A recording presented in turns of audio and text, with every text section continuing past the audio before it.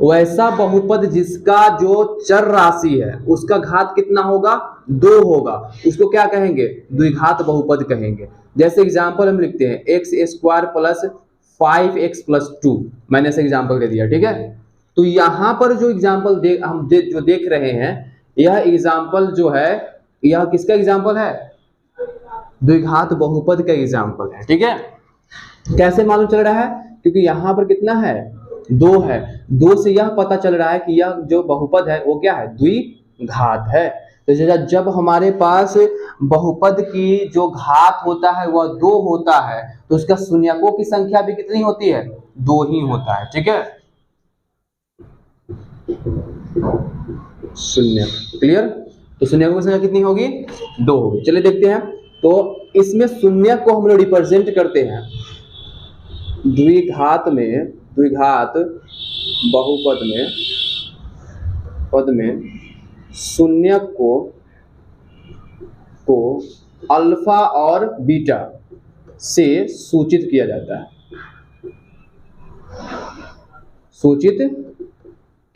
है, कोई दिक्कत यहां तक है। मतलब यह हुआ कि आप जो है द्विघात बहुपद का शून्यक निकालना चाहते हैं, तो उसके लिए आप उस शून्यक का नाम क्या रखेंगे, तो वह शून्यक जो होगा उसका नाम होगा अल्फा और बीटा, क्लियर। उसको शून्यक के तौर पे हम लोग देखते हैं और उसी का वैल्यू हम लोग क्या करते हैं, निकालते हैं, क्लियर। चलिए तो अब आगे देखते हैं। तो इसको आगे देख लेते हैं, इस पर एक एग्जांपल इसी को थोड़ा देख लेते हैं।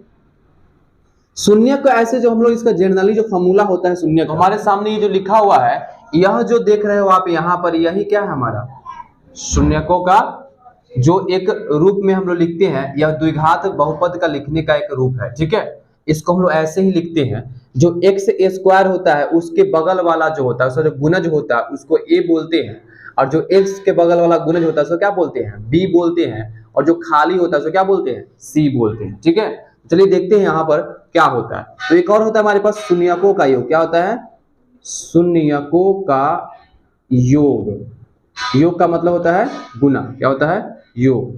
शून्यकों का योग क्या होगा, तो चलिए देखते हैं। इसका मतलब होता है, माइनस में लिखना है x का गुणज, क्या होता है, x का गुणज x का गुणज बटा x² का गुणज, ठीक है, x का गुणज बटा x² का गुणज।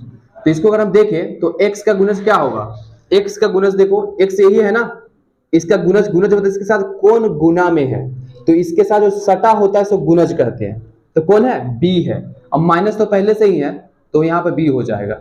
नीचे x² का गुणज, यहाँ पे x² है, इसके बगल में यहाँ पे क्या है, a है, तो ये लिख दिए यहाँ पर, ठीक है। अब दूसरी बात, शून्यकों का योग, तो हमारे पास शून्यक की संख्या कितना है, 2 है, एक अल्फा है, क्या है, बीटा है। इसको हम लोग अल्फा अब प्लस में बीटा लिख सकते हैं, क्योंकि योग का मतलब क्या होता है, योग का मतलब होता है जोड़। तो हमारे लिए फॉर्मूला यहां से बन गया, शून्यकों का योग बराबर क्या होता है, -b/, ये होता है।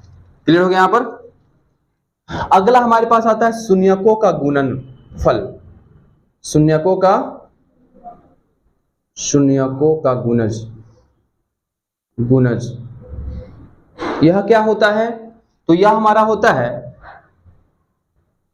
इसको आप लिख सकते हो बराबर करके, शून्यकों का गुणज का मतलब अल्फा गुने बीटा, ठीक है, बराबर क्या हो जाएगा, तो यहां पर हम लिख सकते हैं अचर राशि का गुणज, क्या होता है, अचर राशि, यहां सीधा लिख दीजिए, अचर राशि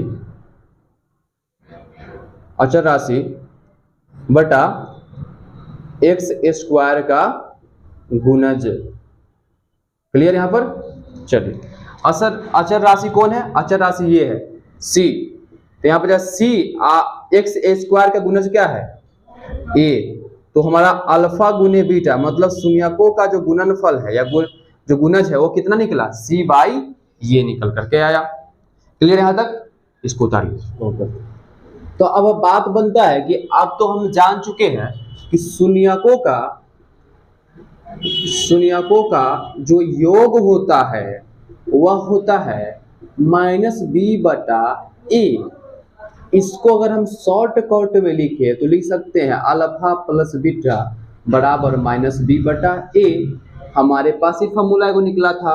दूसरा का फॉर्मूला क्या निकला था? शून्यकों का गुणज निकला था, या गुणनफल लिखो या गुणज लिखो। गुणनफल वह कितना था? c/a था। इसी को हम लोग अल्फा इंटू बीटा बराबर करके लिखे थे कितना? तो c/a लिखे थे।